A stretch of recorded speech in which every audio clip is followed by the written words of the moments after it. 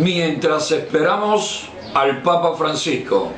En enero de 1998 visitó nuestro país el Papa Juan Pablo II, un gran Papa, un hombre verdaderamente comprometido de manera integral con los evangelios y el respeto a los derechos humanos. Luego, en el 2012, nos visitó Benedicto XVI, quien estando en Cuba parecía que creía estar en Costa Rica o Chile. Ahora esperamos al Papa Francisco.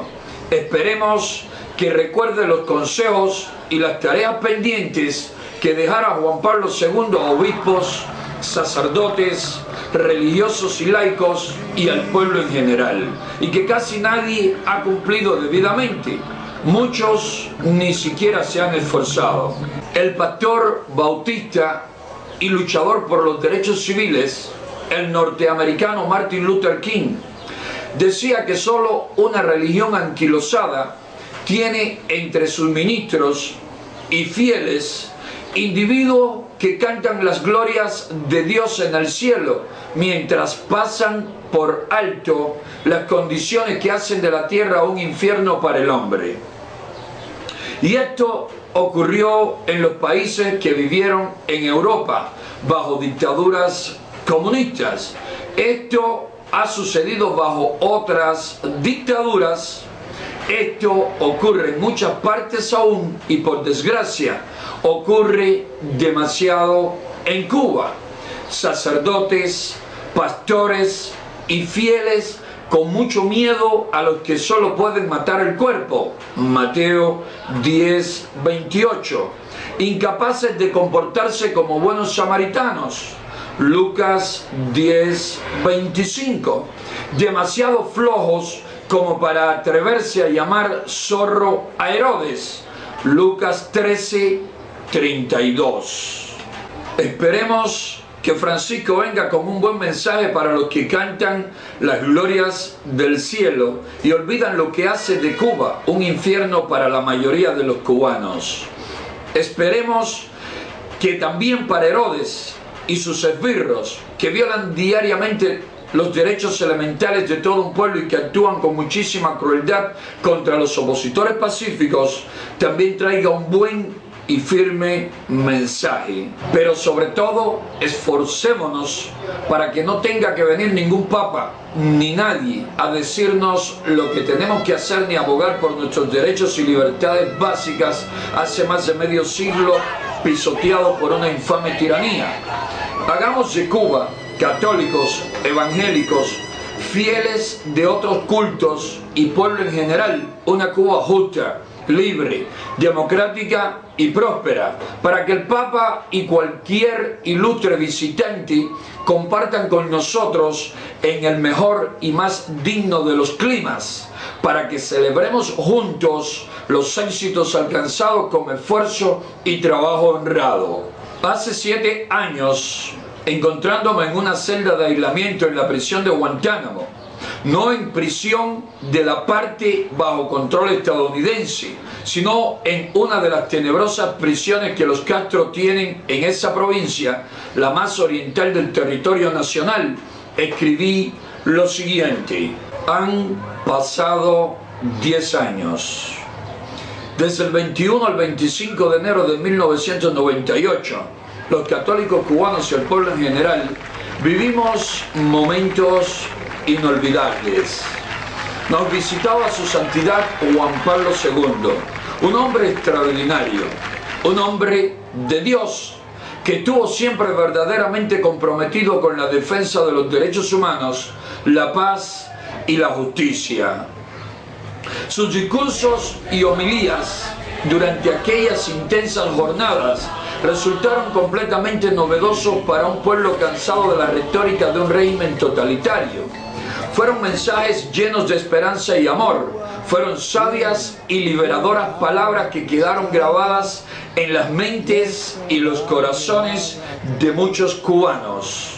Recuerdo haber leído que en visita a su tierra natal, cuando estaba esta bajo el yugo comunista, preguntó a los polacos: ¿a favor de qué están? del contento conformista con la coerción totalitaria o del derecho inviolable en el orden de cosas establecido por Dios y el hombre para que los seres humanos vivan en la libertad y la dignidad.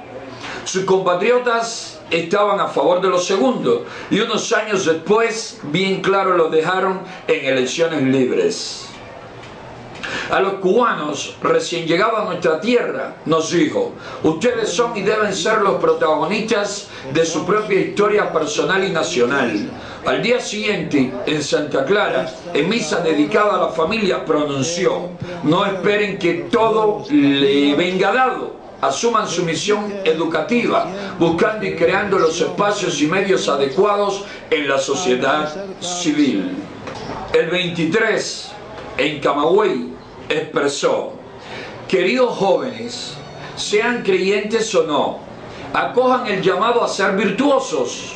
Ello quiere decir que sean fuertes por dentro, grandes de alma, ricos en los mejores sentimientos, valientes en la verdad, audaces en la libertad, constantes en la responsabilidad, generosos en el amor, invencibles en la esperanza.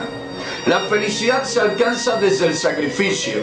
No busquen fuera lo que pueden encontrar dentro. No esperen de los otros lo que ustedes son capaces y están llamados a ser y a hacer. No dejen para mañana el construir una sociedad nueva, donde los sueños más nobles no se frustren y donde ustedes puedan ser los protagonistas de su historia. Ese mismo día, en discurso en la Universidad de La Habana, dirigido a personalidades de la cultura, dijo, refiriéndose al padre Varela: maestro de generaciones de cubanos, enseñó que para asumir responsablemente la existencia lo primero que se debe aprender es el difícil arte de pensar correctamente y con cabeza propia. El 24 fue el día más memorable para mí. Estuve allí, en la Plaza Antonio Maceo, en Santiago de Cuba, y presencié el asombro y la identificación experimentados por las personas que me rodeaban cuando el arzobispo Pedro Meurice pronunciaba su valiente y preciso discurso de bienvenida al Santo Padre. Mi hermano Luis Enrique había encargado a un amigo que nos grabara todo lo que fuera transmitido ese día. Apenas regresamos a nuestro hogar, decidimos reproducir las palabras del obispo y pasarlas de mano en mano. Ese día, con no menos emoción, presenciamos la misa y escuchamos la homilía del Sumo Pontífice, quien, entre otras cosas, nos dijo: la Iglesia llama a todos a encarnar la fe en la propia vida como el mejor camino para el desarrollo integral del ser humano, creado a imagen y semejanza de Dios, y para alcanzar la verdadera libertad que incluye el reconocimiento de los derechos humanos y la justicia social. A este respecto, los laicos católicos, salvaguardando su propia identidad para poder ser sal y fermento en medio de la sociedad de la que forman parte, tienen el deber y el derecho de participar en el debate público en igualdad de oportunidades y en actitud de diálogo y reconciliación. Asimismo, el bien de una nación debe ser fomentado y procurado por los propios ciudadanos a través de medios pacíficos y graduales. De este modo, cada persona, gozando de la libertad de expresión, capacidad de iniciativa y de propuesta en el seno de la sociedad civil y de adecuada libertad de asociación, podrá colaborar eficazmente en la búsqueda del bien común. De vuelta a La Habana, ese mismo día, en su encuentro con los enfermos en el santuario de San Lázaro, pronunció lo siguiente: el sufrimiento no es solo de carácter físico, como puede ser la enfermedad. Existe también el sufrimiento del alma, como el que padecen los segregados, los perseguidos, los encarcelados por diversos delitos o por razones de conciencia, por ideas pacíficas aunque discordantes. Estos últimos sufren el aislamiento y una pena por la que su conciencia no los condena, mientras desean incorporarse a la vida activa con espacios donde puedan expresar y proponer sus opiniones con respeto y tolerancia. Aliento a promover esfuerzos en vista de la reinserción social de la población penitenciaria. Esto es un gesto de alta humanidad y es una semilla de reconciliación que honra a la autoridad que la promueve y fortalece también la convivencia pacífica en el país. A todos los presos y a sus familias que sufren la separación y anhelan su reencuentro, les mando mi cordial saludo, animándolos a no dejarse vencer por el pesimismo o el desaliento. Más adelante expresó: la indiferencia ante el sufrimiento humano, la pasividad ante las causas que provocan las penas de este mundo, los remedios coyunturales que no conducen a sanar en profundidad de las heridas de las personas y de los pueblos, son faltas graves de omisión, ante las cuales todo hombre de buena voluntad debe convertirse y escuchar el grito de los que sufren. El día 25, durante la misa celebrada en la Plaza José Martí, en la capital cubana, dijo: la libertad que no se funda en la verdad condiciona de tal forma al hombre que algunas veces lo hace objeto y no sujeto de su entorno social, cultural, económico y político, dejándolo casi sin ninguna iniciativa para su desarrollo personal. Otras veces esa libertad es de talante individualista y, al no tener en cuenta la libertad de los demás, encierra al hombre en su egoísmo. La conquista de la libertad en la responsabilidad es una tarea imprescindible para toda persona. Para los cristianos, la libertad de los hijos de Dios no es solamente un don y una tarea, sino que alcanzarla supone un inapreciable testimonio y un genuino aporte en el camino de la liberación de todo el género humano.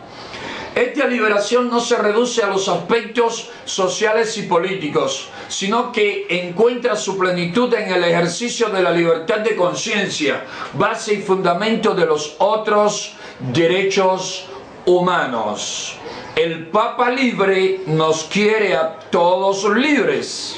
El mismo día 25, en mensaje a los miembros de la Conferencia Episcopal Cubana, manifestó: animen a los fieles laicos a vivir su vocación con valentía y perseverancia, estando presente en todos los sectores de la vida social, dando testimonio de la verdad sobre Cristo y sobre el hombre, buscando, en unión con las demás personas de buena voluntad, soluciones a los diversos problemas morales, sociales, políticos, económicos, culturales y espirituales que debe afrontar la sociedad, participando con eficacia y humildad en los esfuerzos para superar las situaciones a veces críticas que conciernen a todos, a fin de que la nación alcance condiciones de vida cada vez más humanas. En su discurso de despedida, luego de referencia a las desigualdades y a la falta de libertad que angustian a los cubanos, así como a las medidas económicas restrictivas impuestas desde fuera del país, a las que calificó de injustas y éticamente inaceptables, expresó: queridos cubanos, al dejar esta amada tierra, llevo conmigo un recuerdo imborrable de estos días y una gran confianza en el futuro de su patria. Construíanlo con ilusión, guiados por la luz de la fe, con el vigor de la esperanza y la generosidad del amor fraterno, capaces de crear un ambiente de mayor libertad y pluralismo, con la certeza de que Dios los ama intensamente y permanece fiel a sus promesas. En efecto, si nos fatigamos y luchamos es porque tenemos puesta la esperanza en Dios vivo, que es el Salvador de todos los hombres. Primera de Timoteo 4:10. Que Él les colme de sus bendiciones y les haga sentir su cercanía en todo momento. Alabado sea Jesucristo. 10 años han transcurrido ya de aquella histórica visita. Bien sabemos lo que ha pasado en este tiempo. Su Santidad Juan Pablo II falleció sin ver las profundas transformaciones que necesita nuestro país y que tanto él deseaba.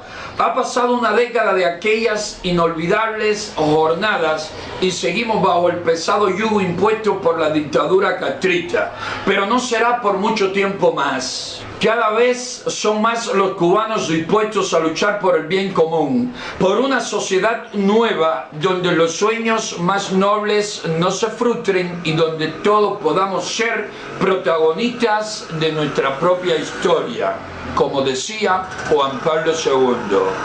Un día no muy lejano, desde su lugar junto al Señor, Karol Wojtyla contemplará con alegría que sus palabras no fueron en vano y que como los polacos y otros pueblos, los cubanos supimos demostrar que siempre estuvimos a favor de la libertad, los derechos humanos, la democracia, la justicia, la paz y la fraternidad entre todos los hombres. Su confianza en el futuro de nuestra patria no será defraudada. Lo sabremos construir con mucho amor y responsabilidad. Gracias por su visita y por el afecto que siempre nos profesó. Así escribí en enero de 2008. 8 años han pasado desde que redacté estas líneas y aún vivimos bajo el pesado yugo de una dictadura que continúa reprimiendo a quienes disienten y explotando a todo un pueblo. La primera responsabilidad de que las cosas en Cuba continúen tan mal es de los Castro, por su enfermiza ambición de poder. Pero también es culpa nuestra, de los que vivimos sin derechos, de todo el pueblo, de los católicos, de los evangélicos, de todos, de sacerdotes, de obispos, del Papa Benedicto XVI y de todos los que optan por apaciguar a un decadente régimen que, si se sostiene aún, es por el comportamiento débil de quienes debemos enfrentarlo en Cuba y en el mundo libre. Esperemos, sobre todo por él y la Iglesia, a quien admiro, respeto y mucho agradezco, aunque ya no me siento católico, hoy me considero deísta, que su Santidad Francisco esté a la altura del momento y de un Juan Pablo II, y que mientras esperamos al Papa Francisco, lo mejor que podemos hacer es continuar luchando con firmeza por la Cuba que todos deseamos. José Daniel Ferrer García, Coordinador General de la Unión Patriótica de Cuba, UNPACU, 28 de mayo de 2015, Altamira, Santiago de Cuba.